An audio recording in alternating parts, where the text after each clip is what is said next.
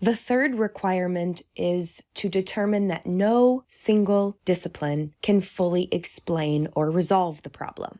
Although this rarely happens, if psychology can explain the causes and effects of a problem and has developed effective treatment and prevention plans, then the problem may not need an interdisciplinary approach. Again, this rarely happens. In many situations, a single discipline cannot fully explain a complex problem.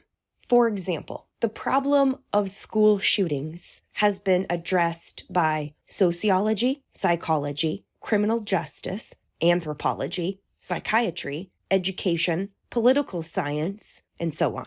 But no single discipline has been able to fully explain the problem within its disciplinary boundaries. Why? Because the problem is just too complex for one discipline.